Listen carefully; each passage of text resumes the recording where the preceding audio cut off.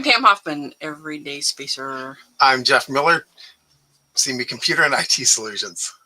At Everyday Spacer, we show regular folks how to personally and directly participate in space exploration, science, and astronomy. We're here on Friday nights at 9 p.m. Pacific Time, 12 midnight Eastern Time, and 4 a.m. on Saturday in London. We're broadcasting live from Thousand Oaks, California. Thank you so much for being here. Okay, today, not much cybersecurity news. Cisco has some flaws, so if you've got any Cisco equipment, update it. But the big news is it's Patch Tuesday, or was Patch Tuesday this week. Microsoft and Adobe give out any security patches and other bug fixes the second Tuesday of every month. So if you haven't done so, do updates and reboot your computer. And a lot of them kind of automatically give it to you or do it for you. So tonight we have a crunchy topic, dark matter stars. We'll be back in 8.3 seconds.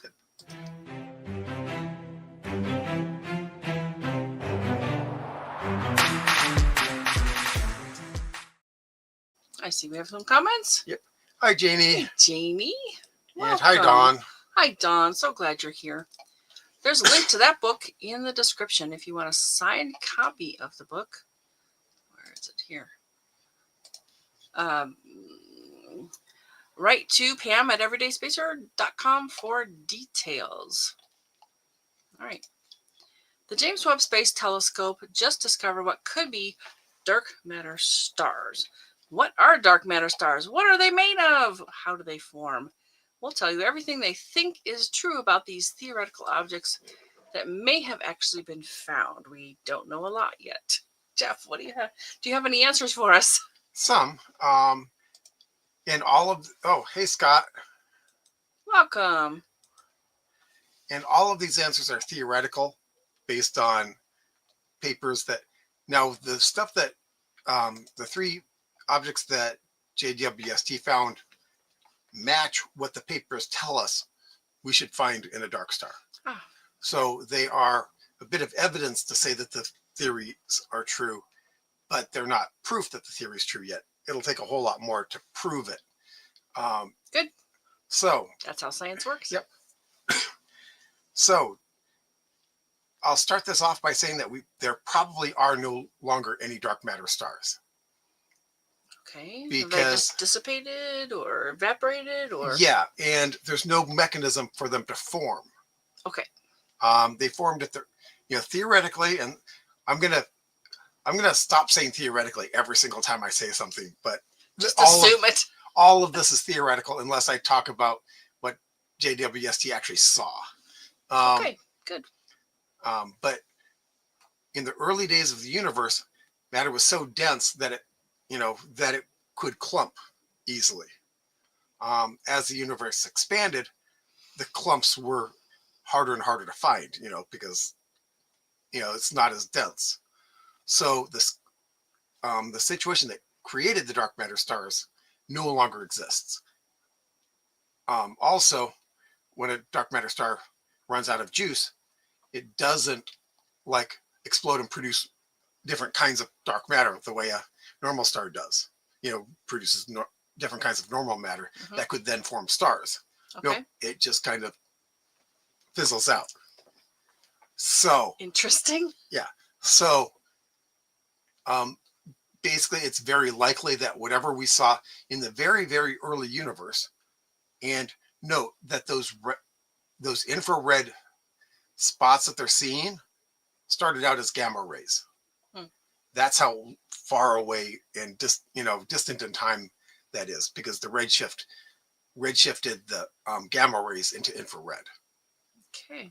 So they're from very, very, very long ago. Okay, and that's what the James Webb Space Telescope is all about. Right. Yep. Long ago, far away, infrared. Yep.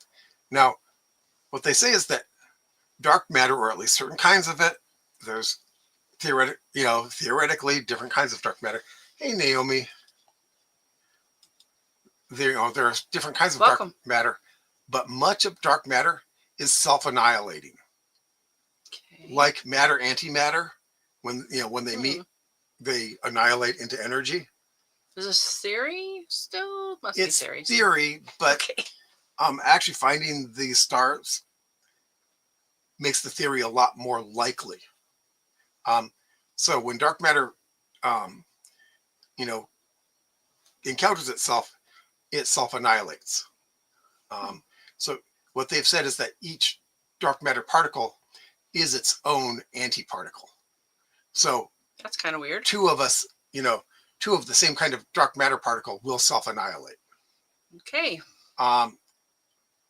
Now, why they didn't all just go piff is, they don't say this, but I'm thinking that it takes pressure in order to get them close enough together. So there might be some kind of repulsive force. They don't say that. That's just my speculation. So what We're happened? allowed to speculate. Yeah, exactly. Especially when there's no I certainly data. have. Yeah, and it's not even a theory; it's speculation because I have zero data on this. So what happens is matter starts clumping. Dark matter clumps down and becomes basically the only thing that for dark matter that affects regular matter is its gravity. So it would attract the hydrogen of the early universe. Okay.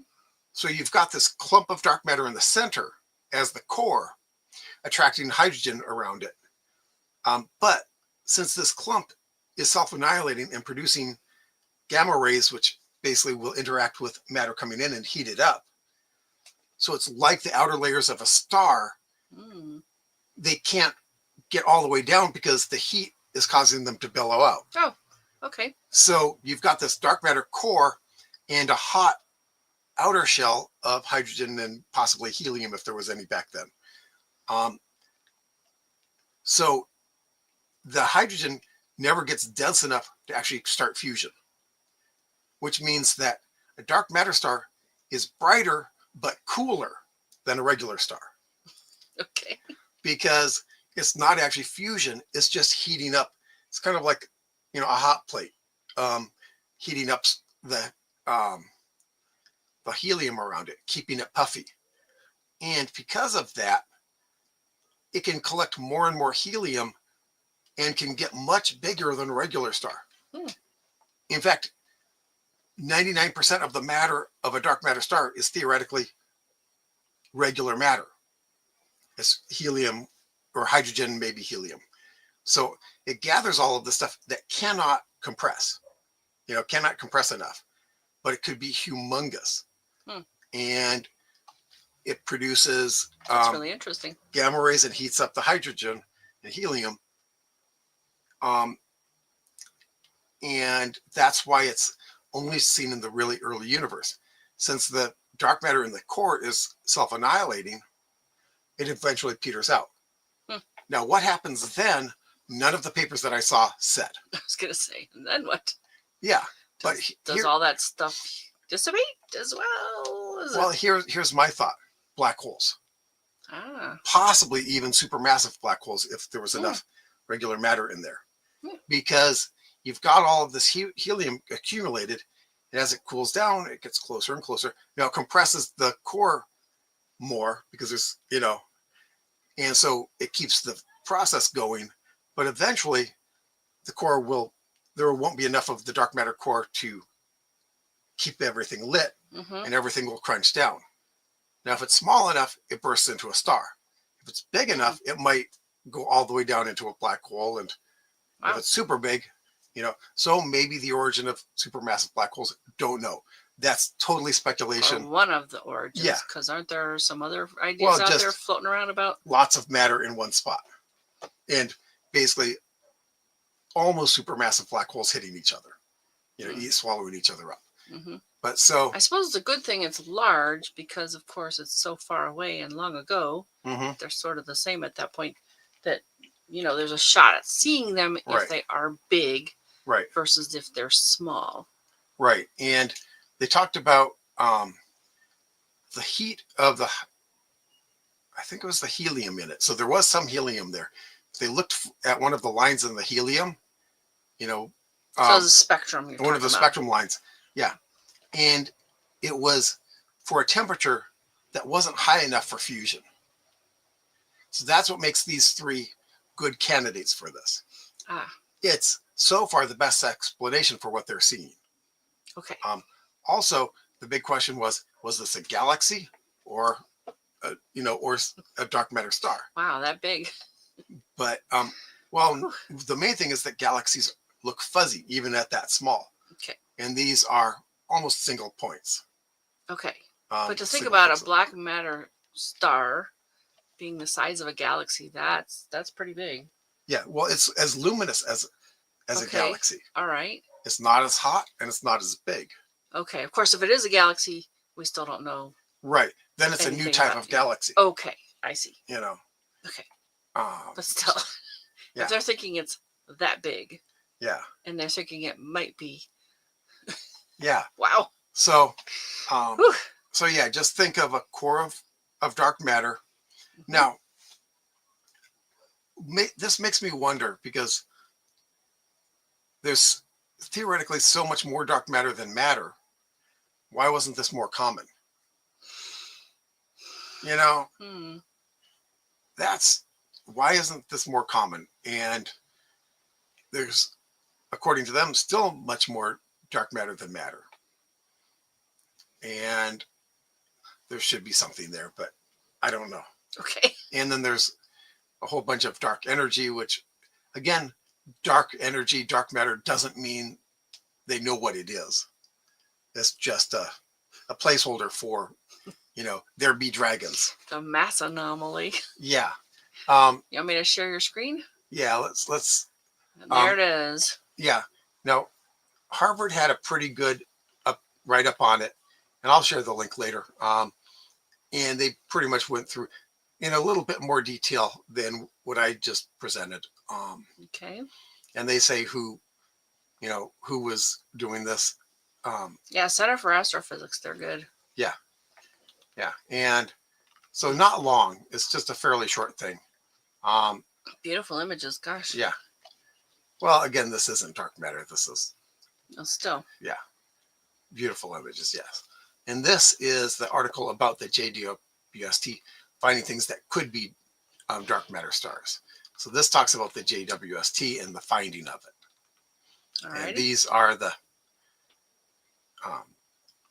these are the candidates for dark matter stars.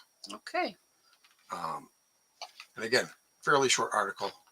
If you want a big article, PNAS.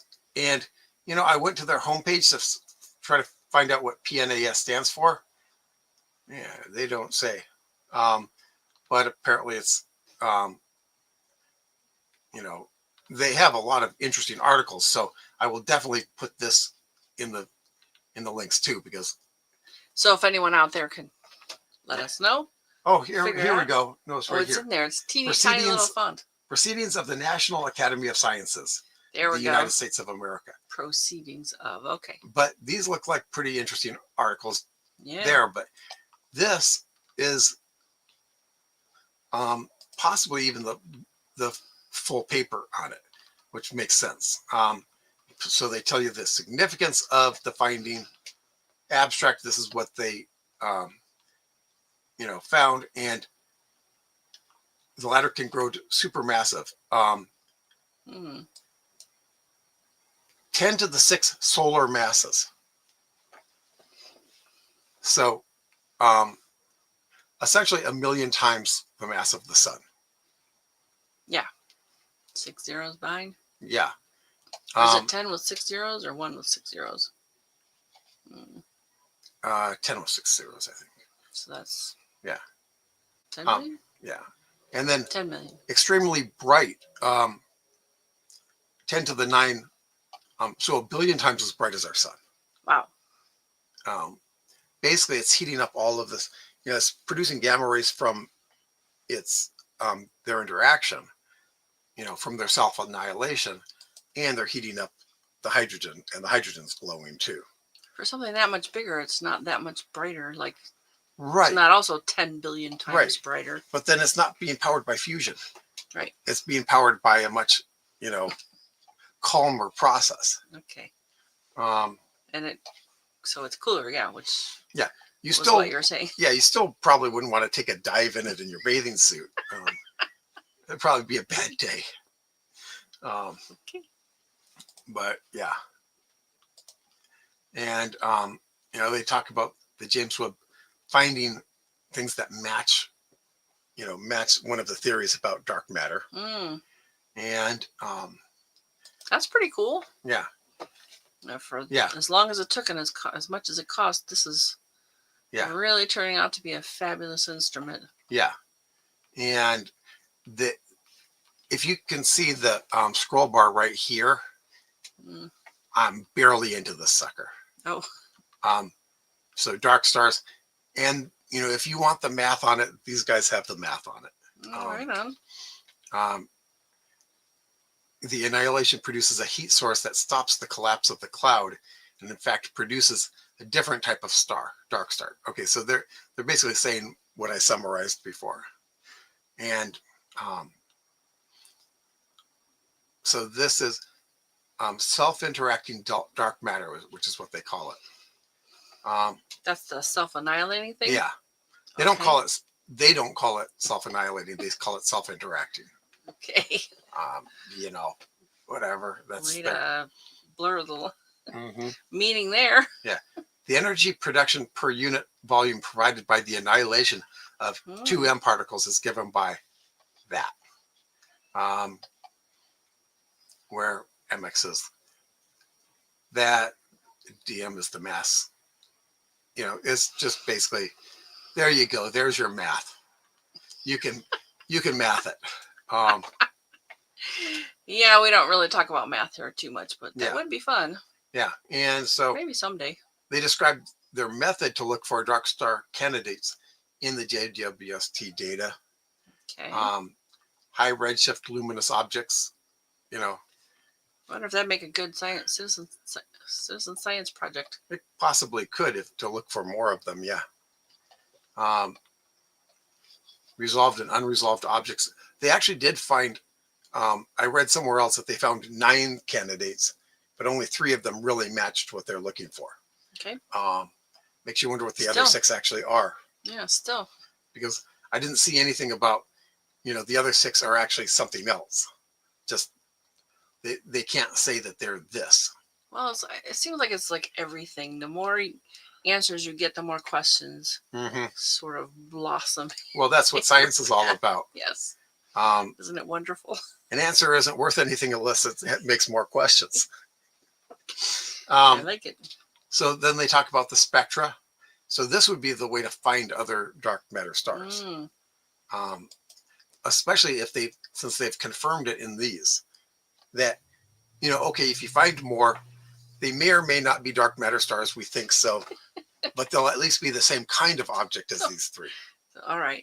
They're part of the same tribe. Okay, got it. Interesting. Spectra was obtained using T-Lusty, synthetic stellar atmosphere code. We're almost as bad as computer guys. Yeah. Yeah, astronomers must be 14-year-olds.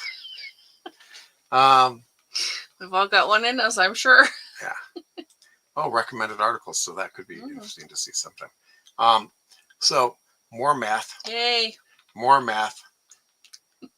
And the results.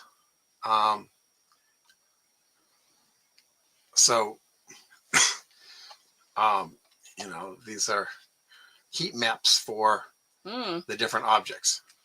Okay. And best fit parameters. Basically, they're all justifying their claim that these are actually dark matter stars. Consistency.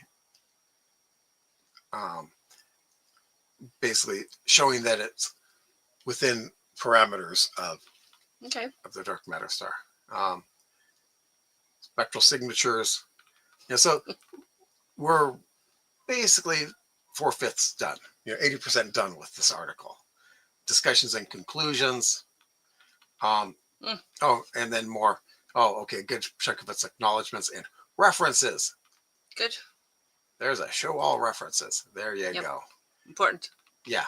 Very important. Yeah. So this looks like and now the article just got a whole lot longer. This so this is an actual formal paper. So if you really want to dig into it, here you go. Nice. Something Yeah. to sink your teeth into. Yep. And I'm still Right gonna look at more articles in there. Mm-hmm. And this is the wiki. I'm not really going to delve too much into it because it basically says what we've talked about, and it's actually fairly short. Yeah, it is. I could do a better one than that, but most of them are actually fairly short. NASA, dark matter has a paragraph. A dark matter stars has a paragraph about. Yes, maybe we found some. Then learn and more. nothing wrong with short because you can get through it, and if it piques your interest, you can find more things too. But it doesn't actually say anything. That's what annoys me. All and so the learn more is just talks about dark matter itself. Okay, this is nice. Visible matter, 5% of the universe. Dark matter, 27% of the universe. That has been self-annihilating. In the beginning, there might have been more. Dark energy is 68% of the universe, maybe whatever the heck that is. That's where that went. Yeah, quite possibly. I mean, think again, about speculation. Yeah. It's a transformation of Yeah. So again, fairly short. They don't talk about even the dark energy. They give a paragraph on normal matter, which is about right because we already know a lot about that. Dark matter, they talk about a little bit about the history of it, not what it is. And I think that there's a fairly good article here under New Scientist, but it's paywalled. So if you've got New Scientist, let us know if there's a good article under there. But I'm going to get you some of these links because these are good. And if anyone has any questions, it might prompt something that I've read. Yeah, and here's another thought just occurred to me. If you do have a subscription to one of those and you want to come on and talk to us and scroll through that and sort of give us some highlights, if somebody wants to subscribe to it, that might encourage them. So what the heck? All right, just getting those links. When you're done with that, any kind of conclusions or thoughts to wrap up your what you've learned? Or well, my thinking is that it's a distinct possibility that these are dark matter stars. I'm willing to think that they probably are. I'd never even heard of that before. Yeah, we're looking into this. Yeah, well, I think there's been speculation about them for a while. Okay, but it's always been like, yeah, maybe, we'll never know, but this might have happened.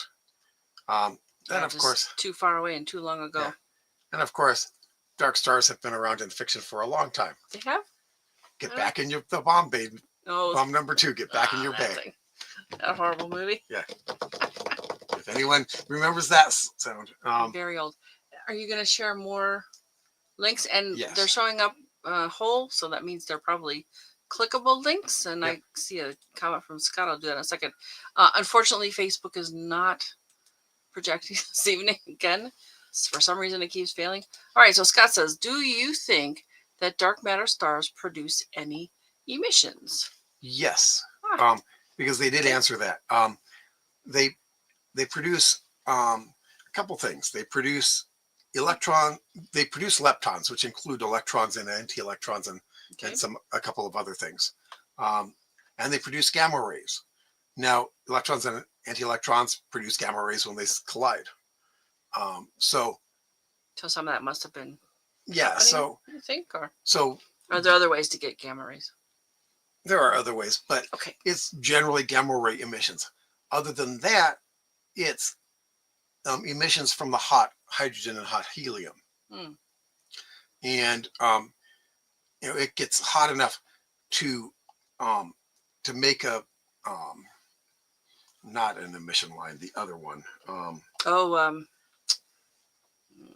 Yeah. The absorption line. Right. So it makes an absorption line at a certain at a certain spot because it's not as hot as fusion.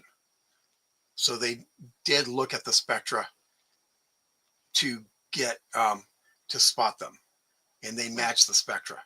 And so, did you actually see any spectra? No, I didn't they see didn't show. any They didn't show that.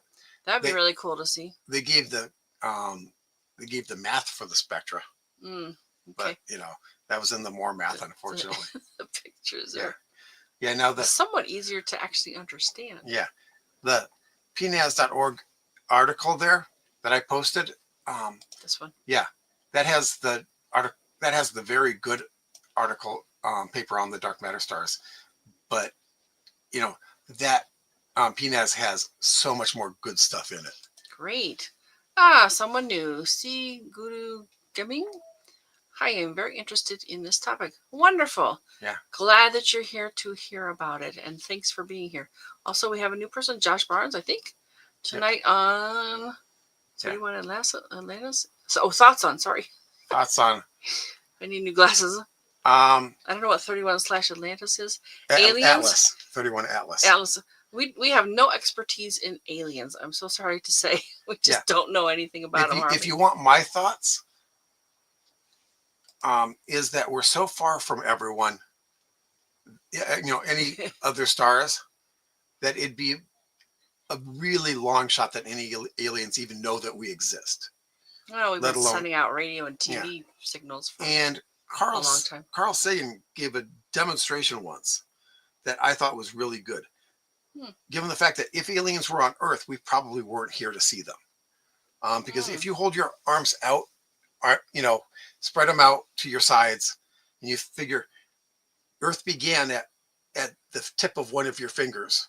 You go across your body to the other finger. The gray part at the end of your fingernail is how long humans have been here. So the chance of an alien actually being here while we're here, even if they happen to find us, I don't think is likely. Doesn't mean that they don't exist. The universe is huge. There's very likely other intelligent species. I just don't think that they found us. Odds seem good that there's something else going on out there. Yeah. Either way is going to be just fascinating. Yeah. And the whole thing about coming here for resources, like, dude, there's probably plenty of that stuff on your way here. You don't need to come all the way here to get water. Asteroid belt. Unless you really like the taste of humans, like or cloud. Or cloud has plenty. And not that, like, stuff where they came from. There's probably stuff around their planet too. All right, so Daniel has. I thought Dark Star was a hoot of a movie. Did they know about dark stars back in the 70s? No. In fact, dark matter was just being introduced. Typically, at that time frame, they were calling black holes dark stars. So the ship Dark Star was probably named after a black hole. And I have a love-hate with that movie. I thought it was pretty cool, but I used to work at science fiction conventions. Oh. One of the things at science fiction conventions was a film room. They would always run Dark Star in the middle of the night. They'd always make sure that my shift to run the film room was in the middle of the night. For one thing, I was a night owl. And they'd always show Dark Star. Every single convention, I was watching Dark Star because I had to be in the room. So they were just returning the favor of your scintillating personality. I could quote the darn thing. Darling. I've forgotten enough of it that I can't quote the whole movie anymore. Oh, Daniel says, sorry, Scott. Aliens are going to see how we treat people from other countries in our own planet, and then they will fly away fast. Quite frankly, possibly yes. We've got maybe 100 light years of radio emissions. From when we started transmitting.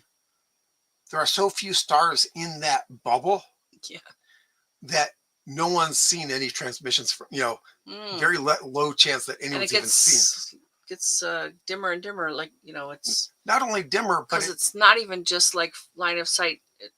It's like a cube or something. But it's not like, let's say Hitler transmitted via TV, and he did.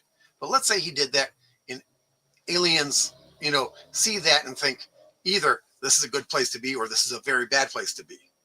I don't think so, because for one thing, the transmissions would have been from Germany. Germany would have been spinning, one revolution 24 hours. Out at 100 light years, how fast does that transmission go by? So you would get a blip from that. Basically, they would see a random set of signals from us just because we're spinning, because we weren't transmitting the same thing from the entire Earth ever until we started getting satellites. Mm-hmm. Now they might actually be able to pick up something. That's much more recently. Yeah, and they'd have to be closer. Okay, Siguru Jemming says, I'm curious, do you think black holes have a good or bad impact at the center of the galaxy? I'm not completely sure. Do you understand what that means? I think that they're why the galaxy exists. I think that they haven't found, I don't think they found many, if any, many galaxies that don't have a black hole in the middle.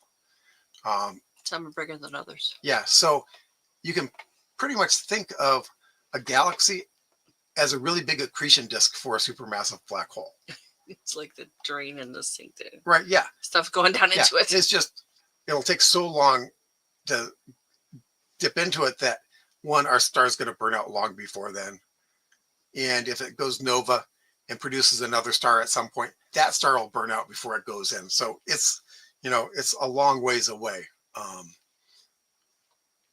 So Daniel says there are almost 60,000 stars visible with a telescope within 100 light years of our solar system. Of these, 471 shine at magnitude 6.0 or brighter, making them visible to the naked eye under a dark sky. Boy, you can see 6.0.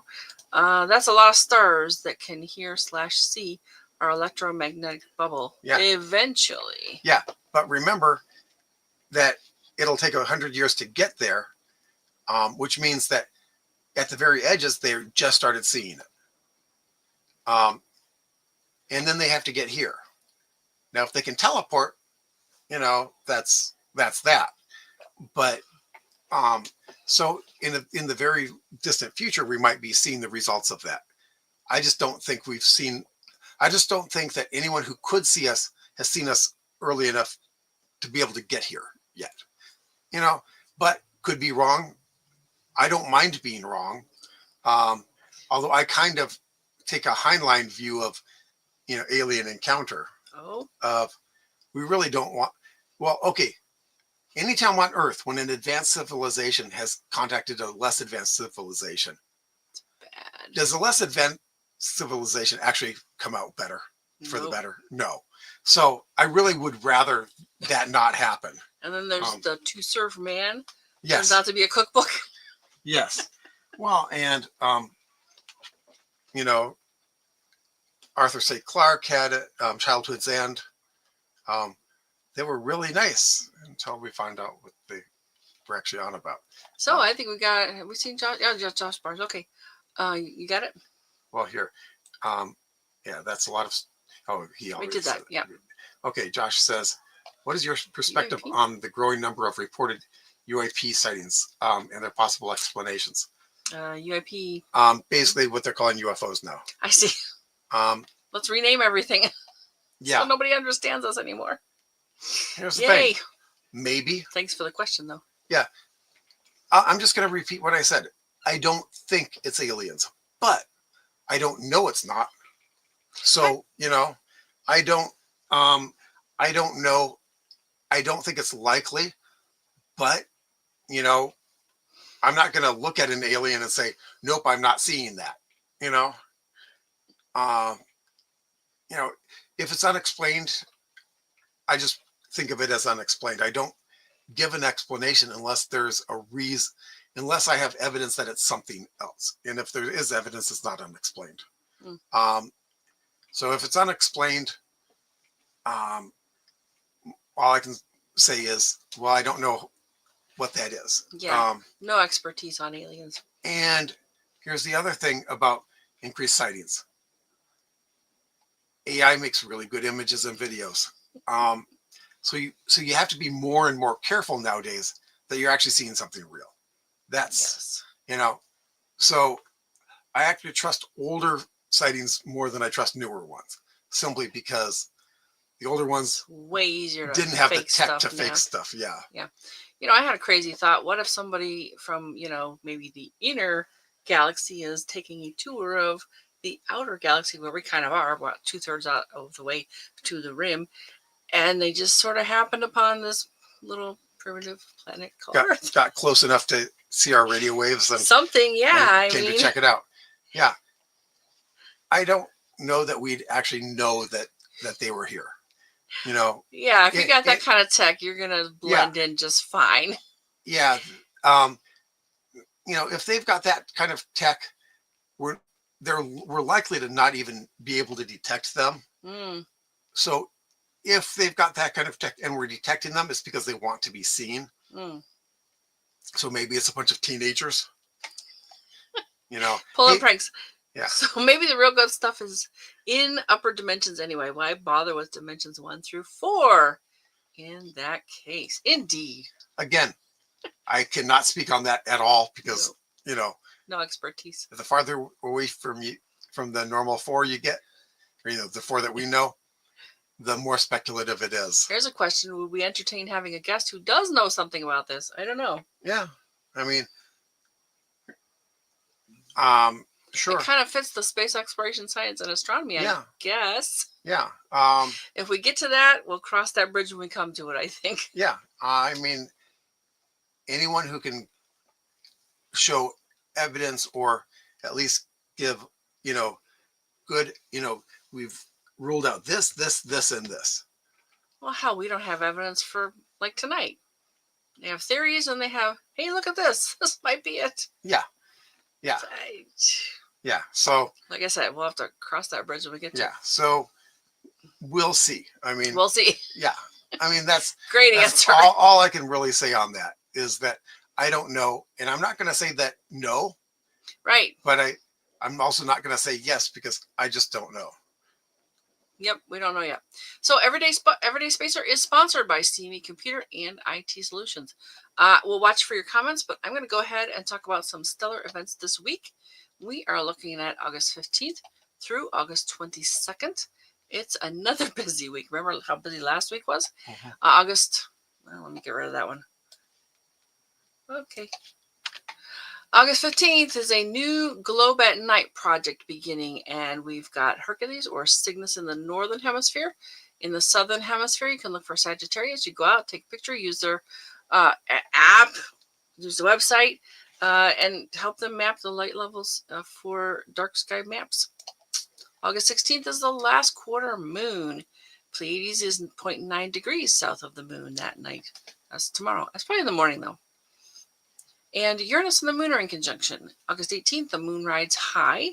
August 19th, Jupiter and the moon are in conjunction. In fact, Jupiter is 4.8 degrees south of the moon. And Mercury is at its greatest western elongation at 19 degrees west of the sun. You want to watch for it before the sun rises. So you might be able to see actually Mercury, Venus, and Jupiter and the moon in the morning in the next couple of days. Yeah. August 20th, Venus and the moon are in conjunction. Venus is, in fact, 4.9 degrees south of the moon. Pollux is 2.4 degrees north of the moon. August 21st, Mercury and the moon are in conjunction. Mercury is 3.7 degrees south of the moon. August 22nd, we're back to the Friday night show. Last week, we actually got a request, so we'll look into that a little bit more. Hear about that a little bit more details shortly. Find us on Fridays at 9 p.m. Pacific time on the Everyday Spacer Facebook page and the Everyday Spacer YouTube channel. What inspires you the most for the coming week? If you or someone you know has done something interesting involving space exploration, science, or astronomy, we'd love to share our live. And I didn't write it down. I'm so sorry. Join us again next Friday, August 22nd. So, actually, Dan brought us an idea for the Artemis Accords. Yeah. And I'm very curious I'm going to take point on that one. I'm very curious to learn because I don't know a whole lot about it. I don't know what it is. I don't know what it means. Well, I'm pretty sure I know what it means, but okay. We'll dig into it more. Yeah, so we'll find out more about it between now and next Friday. And with any luck, we'll see you here as well. It's always a better show with you here. Daniel and Josh And Siguru Gemi. Scott. Scott. Um, Yay. Dawn.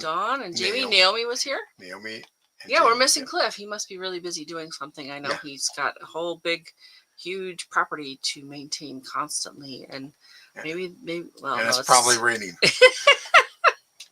I was going to say, maybe he's looking at the stars. Nope, it's Saturday afternoon over there. Yeah. There's one star that he could be looking at right now. All right. Anything else from you? Nope. I've caused him enough trouble. You have. Okay. We will continue to look for comments. And folks, have a great week. Oh, here we go. Thank you, Janie. Y'all come back next week. Yep. Yes. Awesome. Oh. Oh, no problem. It's Josh. fine. We just don't know much. Yeah. Yeah, that's just it. You're asking questions that we don't have answers for. So we'll be real straight with you. I no expertise in that area. Yep. And Naomi, you're very welcome. Yeah. Have a lovely night as well. Yeah. Yeah, Josh. I don't think that there are any really bad questions. No.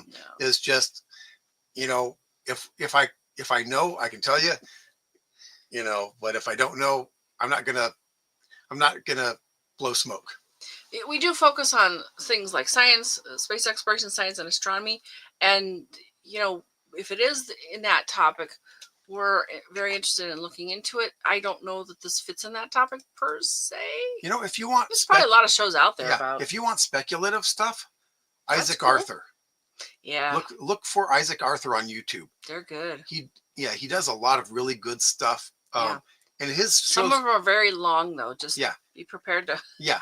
Get popcorn and stay. They're also, more speculative, and he'll take speculative stuff and just run with it. Like, if it were true, this is what it would look like. So that's he's very good with that. Oh, the movie. Yeah. You do. Why is that?